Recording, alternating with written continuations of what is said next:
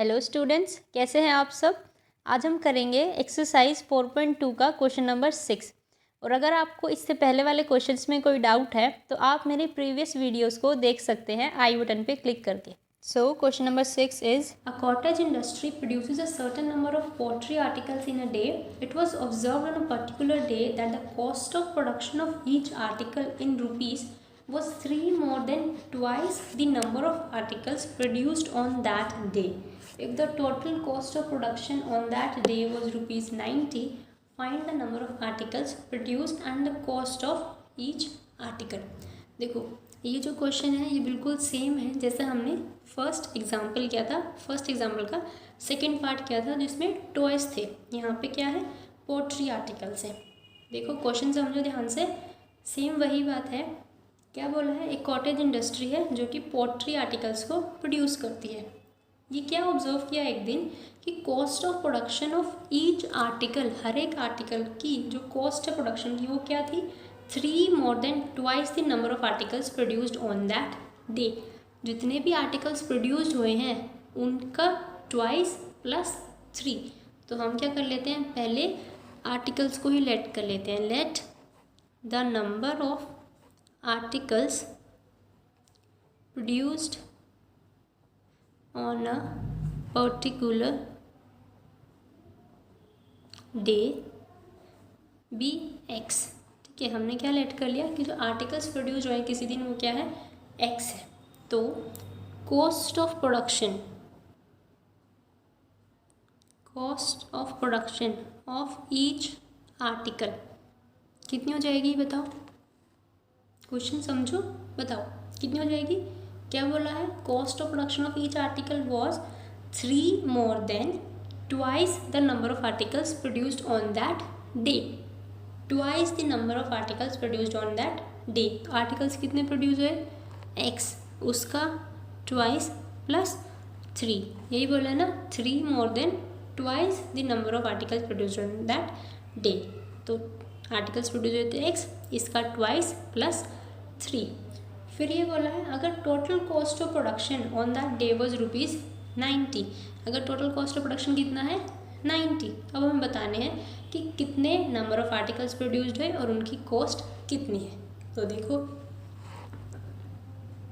According to question, अगर मैं आपको कहती हूँ एक सामान या एक पेन, आपको सपोज मैं कहती हूँ 5 रुपये का है, तो आपके पास 4 पेन कितने रुपीज़ के होंगे, 20 के, है ना। 5 × 4 20। तो जब किसी दिन इतने आर्टिकल्स यानी कि x आर्टिकल्स प्रोड्यूस हुए हैं तो इनका कॉस्ट कितना होगा, x × दिस, है ना। अगर एक आर्टिकल इतने का है तो x आर्टिकल्स कितने हो जाएंगे, x × दिस, है ना। मैं कह रही हूँ अगर एक पेन 5 रुपये का है तो 4 पेन 4 × 5, तो इसीलिए x × 2x + 3 ये किसके बराबर दिया है, 90 के। अब इसको सॉल्व करेंगे।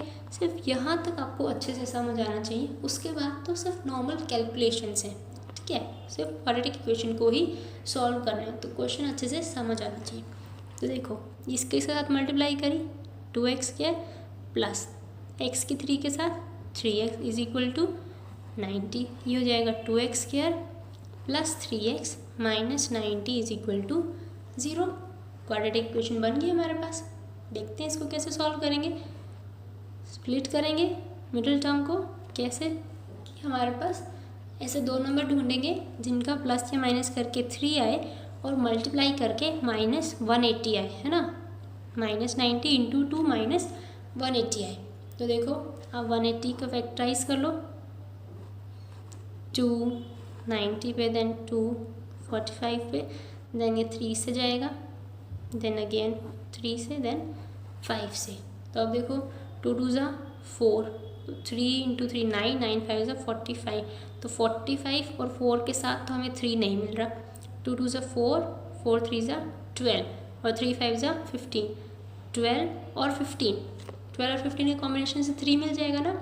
15 - 12 3 मिल जाएगा, और 15 × 12 कितना होता है, 180।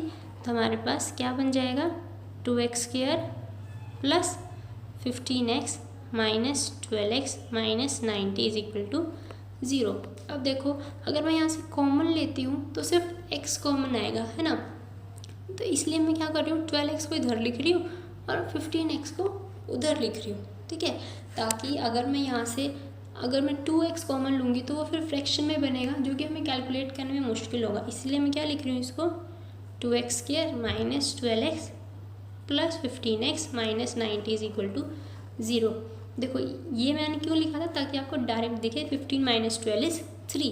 पर मैंने आपको क्या बताया, हम किसी को भी आगे पीछे लिख सकते हैं, पहले 15 भी लिख सकते हैं और पहले माइनस 12 भी लिख सकते हैं। तो फिर मैंने ये पहले लिख लिया, ठीक है, ताकि अब मैं कॉमन ईजीली ले सकूँ। इन दोनों में से क्या कॉमन आ जाएगा, 2x, यहाँ से 2x कॉमन निकलने के बाद बचा x माइनस 6 और इधर से 15, तो x minus 6 is equal to 0, ठीक है। तो क्या बनेगा हमारे पास, x माइनस 6 फिर कॉमन आ जाएगा, ये बचा 2x plus 15 is equal to 0। तो अब देखो सेम वही करेंगे, दो नंबर का प्रोडक्ट 0 है, यानी इन दोनों में से कोई ना कोई 0 है। तो क्या हो जाएगा, या तो x माइनस 6 0 हो जाएगा या फिर 2x प्लस 15 0 हो जाएगा। तो यहाँ से x की वैल्यू आएगी 6 और यहाँ से x की वैल्यू आएगी 2x is equal to minus 15, तो x is equal to minus 15/2। अभी देखो ये तो नेगेटिव है, आर्टिकल्स प्रोड्यूस हुए हैं, नेगेटिव तो नहीं होंगे, है ना। तो x की वैल्यू कितनी हो गई, 6।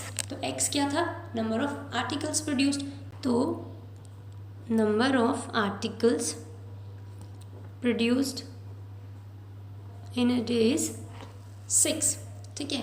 तो कॉस्ट कितना हो जाएगा, cost of each article is equal to कितना था, 2x प्लस 3, यही था ना हमारे पास कि हर एक आर्टिकल की कॉस्ट कितनी थी, twice the number of article produced plus 3। तो x की वैल्यू निकली है 6, तो 2 इंटू 6 प्लस 3 यानी 2 6 12, 12 प्लस 3 इज 15। तो हर एक आर्टिकल की कॉस्ट कितनी हो गई, 15 रुपीज़। आर्टिकल्स कितने प्रोड्यूस हुए, 6, और हर एक आर्टिकल की कॉस्ट कितनी हुई, 15। और यही बोला है ना कि टोटल प्रोडक्शन कितना हुआ, 90। तो देखो 6 आर्टिकल हैं, एक आर्टिकल की कॉस्ट 15 है, तो 6 की कितनी हो जाएगी, 6 इंटू 15 यानी 90 रुपीज़, ठीक है। तो इसी तरह से हमें ये क्वेश्चंस को क्या करना है, सॉल्व करना है। ओके, तो यहाँ पे ये एक्सरसाइज फिनिश हो गई है, और इससे रिलेटेड अगर आपको कोई भी डाउट है तो आप मुझसे कमेंट सेक्शन में कमेंट करके ज़रूर पूछें। Okay, thank you.